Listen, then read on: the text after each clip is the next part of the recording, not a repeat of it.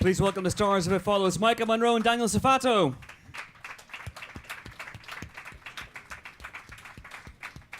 Keep it going, people. Come on, that's it. Thank you. That's much more like it. Got water on your seats as well. It's all good. We think of everything here. Welcome, guys. How are you feeling? Good. Cold. Good. Not too jet lagged. We're okay. A little jet lag. Yeah, a little bit. Excellent. Let's fight through it, and let's talk about the film itself. If you can, we've just seen the trailer, but for people who haven't seen the trailer, how would you describe It Follows? Well, I guess it's a difficult film to describe, but for me, the best way to explain it.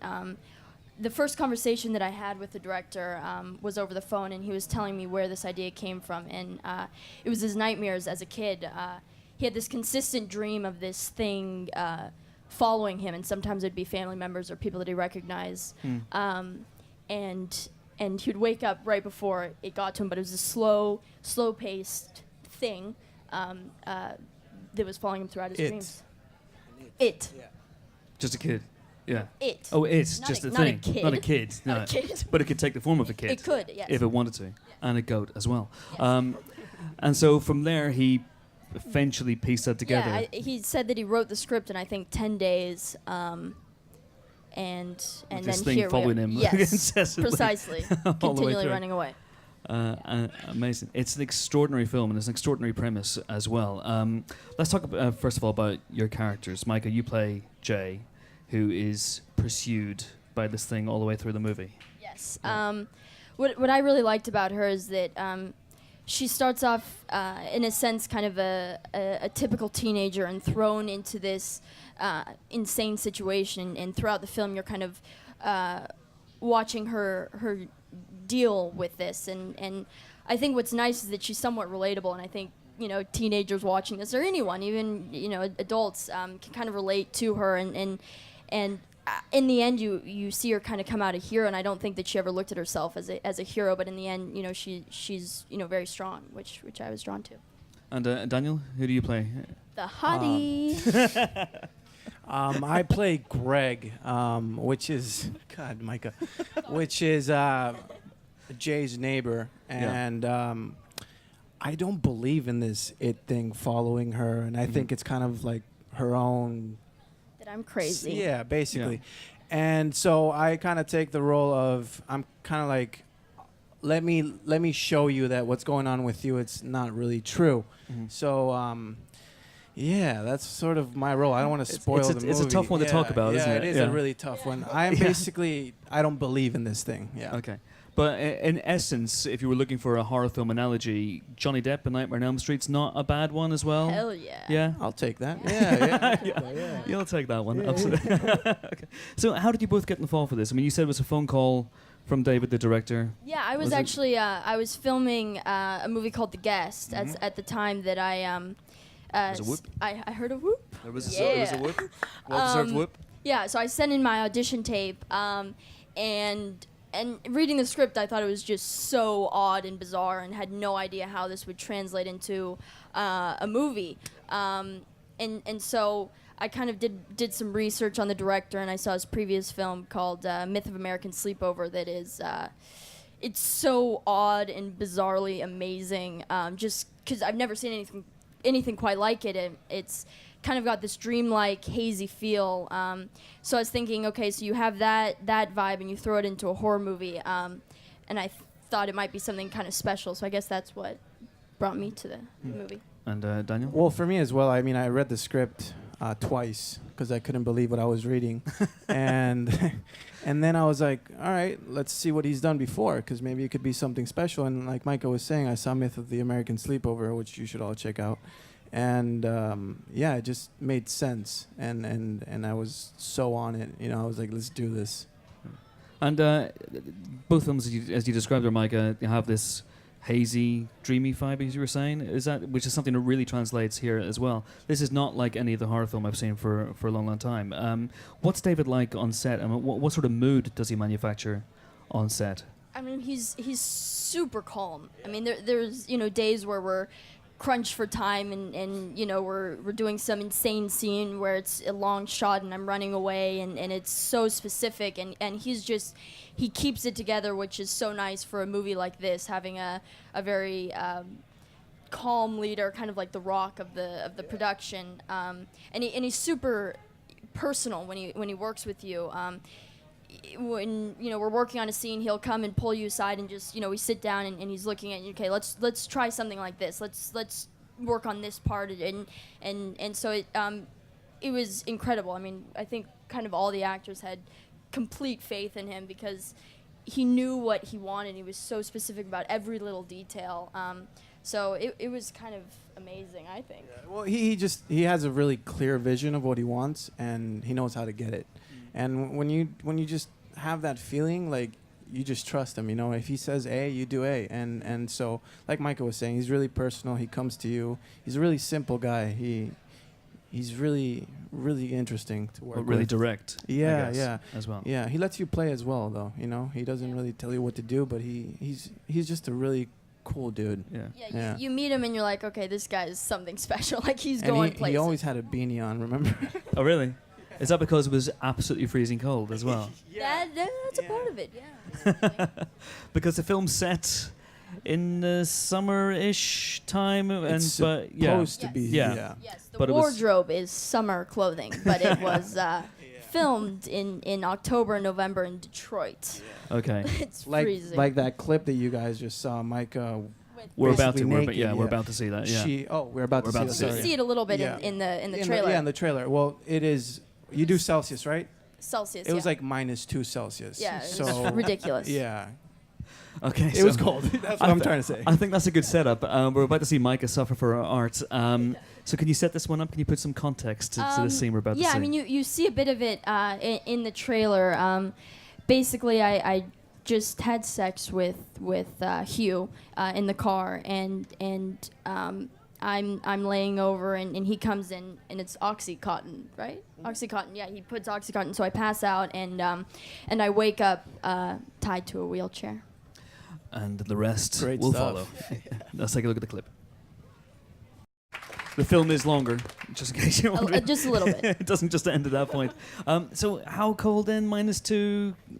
Yeah, does Fahrenheit. How bad was it for Yeah. you? You okay? Yeah, I mean, yes, I survived. Good. Yeah. But basically, yeah, in between takes, they'd come and like wrap me up with blankets, and I'd just have like this little hole where I'm looking out. And I mean, well, Daniel, you were on set and you were wrapped up I warm, had and 10 layers. yeah, Man. exactly. You had coats on. I'm just like, I was you good. little. but that also sets up the basic premise so that Jay will be followed throughout this movie. But there's a fascinating facet that David welded to his original idea. This idea of the beast being transmitted through sex, which in horror films, sex is often used as punishment. Sex is often used as some sort of weapon against its characters. Can you talk about how it's used in this movie and how David? I wish David was here to answer this one.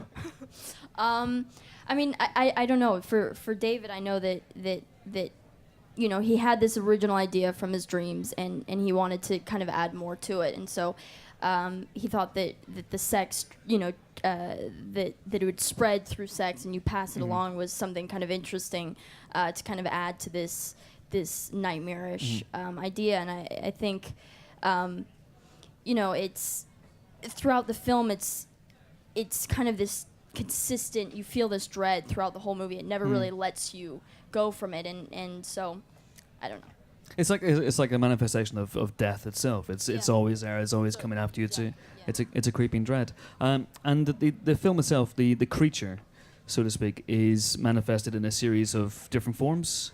So we see a lot. There's a tall guy. There's an elderly lady. There's an old naked guy at one point. I mean, what was it like working with these people? How close did you get to them? Did you interact with them? And how freaky was that? We interacted with the old lady. She was really, really nice, actually. All of yeah, them all were, of them. though. The I tall mean, guy was like the 7'11", real dude. giant. I He mean, was he's huge.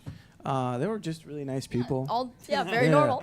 Yeah. All jobbing actors from Detroit, all just recruited Actually, for the day? the or giant guy played basketball, surprisingly. Really? Yeah. I mean, You would never surprisingly. think that. I'm being sarcastic. Sarcastic. Yeah. Missed that. But it's a fantastic movie monster as well. I mean, did David talk to you about his vision for the monster? Because what's interesting about it is it never really transforms. It's a very, very human representation of death. Yeah, I mean, I think initially we saw drawings of what he wanted, and he had met with the giant prior to us filming, so he showed us pictures of that. But it wasn't really until on set that you kind of see the full extent of it, like the woman that I see in the kitchen, who's incredibly deformed, and it's all makeup that they do on set. So it was definitely very cool to see it right there in your face, which is way more terrifying. But yeah, I think he had very specific ideas for each and I think they're terrifying. And I read an interview with you where you said that you were quite withdrawn from the other actors on set. Did you put yourself in your own headspace? Is that the case? And Daniel, what was that like? I can testify for that. Yeah, she was never with us, man. She was like a complete loner. She was always with her two little headphones, listening to what music were you listening to? Who knows what? All right. Well, yeah, she was a complete loner. Yeah. Yeah, for me, I guess it's with such a dark premise, it's not easy for me personally to go back and forth from my own self to this darker place. So I just kind of throughout the week that we were filming had to stay in that mindset. So I was all really good friends with you guys, and so we'd have we got fun along, and yeah. But I at least on set I couldn't be like laughing and having fun with you guys. So I just headphones and just in my own world. Okay. What sort of music were you listening to? Can you say? I've been asked this and I can't remember. Like I feel like I blacked out the whole filming process. Just like, yeah, I don't know. I can't remember. So you don't very have dark, depressing music. So Frank Sinatra, Exactly. usual stuff. Yeah. Stuff like that. Yeah. Okay. Was it roughly the same approach for you the last time you were chased by an implacable killing machine in The Guest? It was Dan Stevens. Hottie. Babe. No, The Guest. Yeah, that was much more lighthearted in a sense. I mean, still, it is. You've got a killer chasing you, but it follows what's much more intense. Intense shooting, 100%. Yeah. Okay.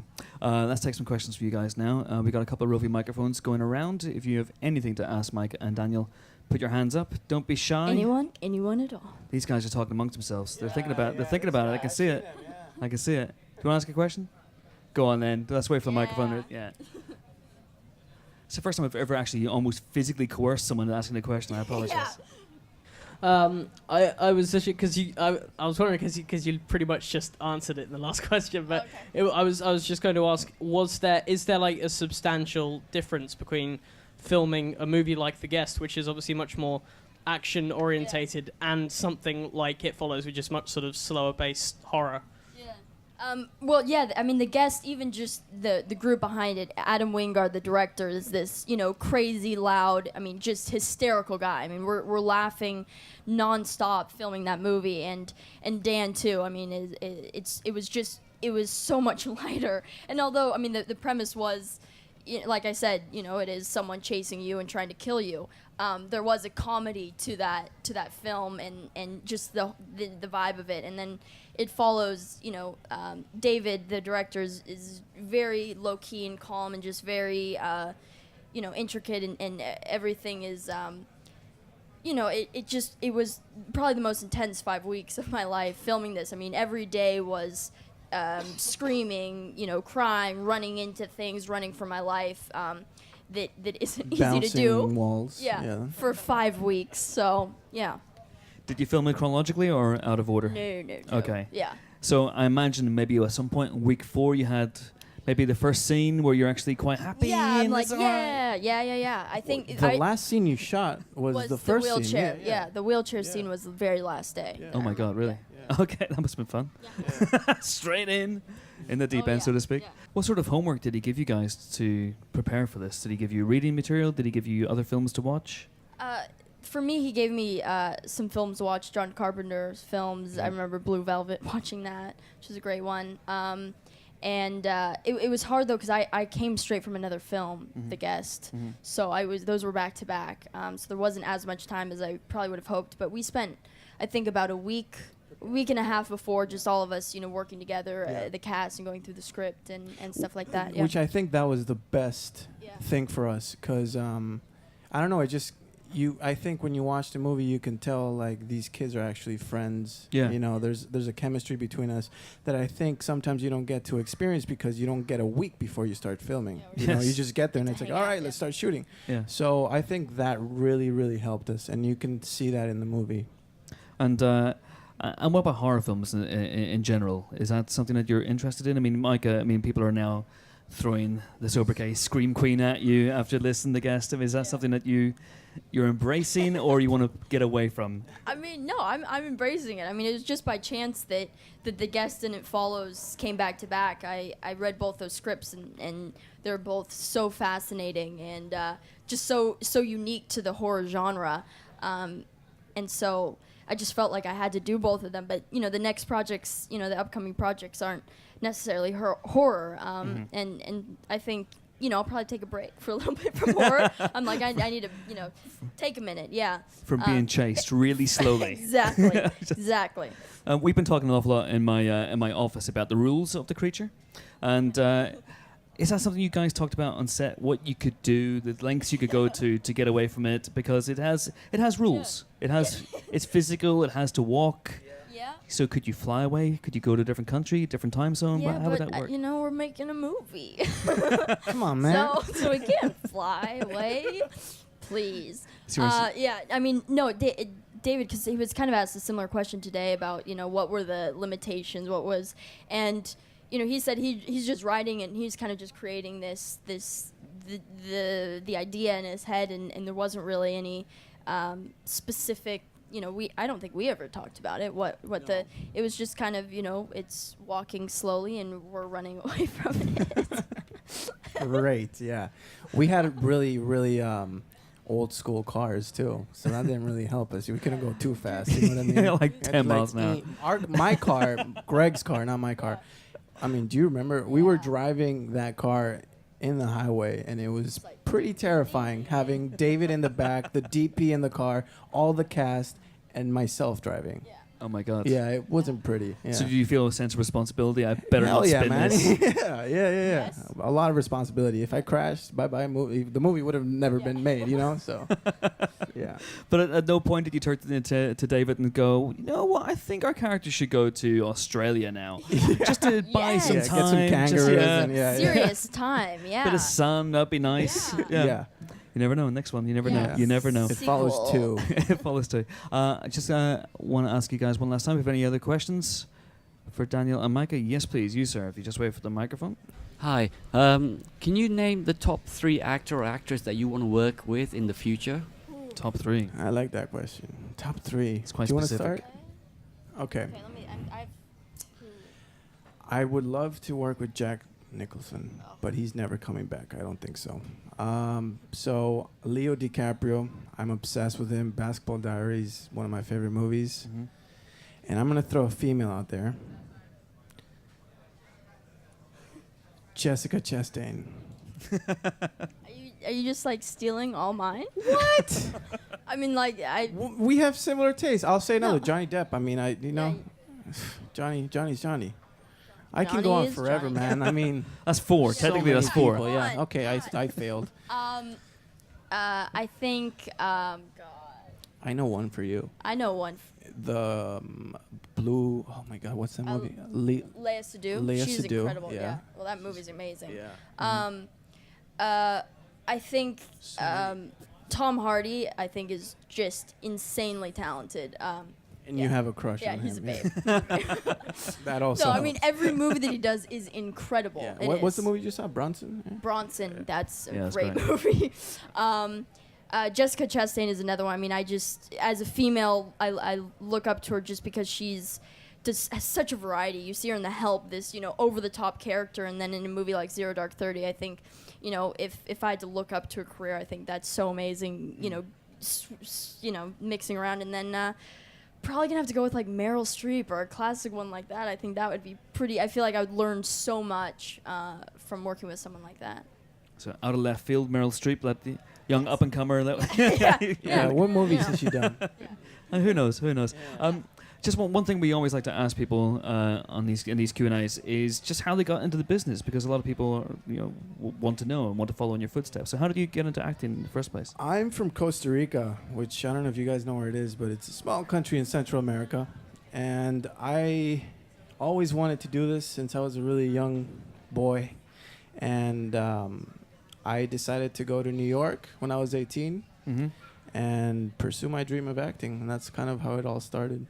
It's probably not quite as easy as that, though, was it? It was Well, no, it was, yeah, I mean, there's a lot of things, yeah, but I just knew that if I wanted to make this happen, I had to get out of where, I was, Costa Rica, yeah, so New York was the place to go at the time, yeah. Absolutely.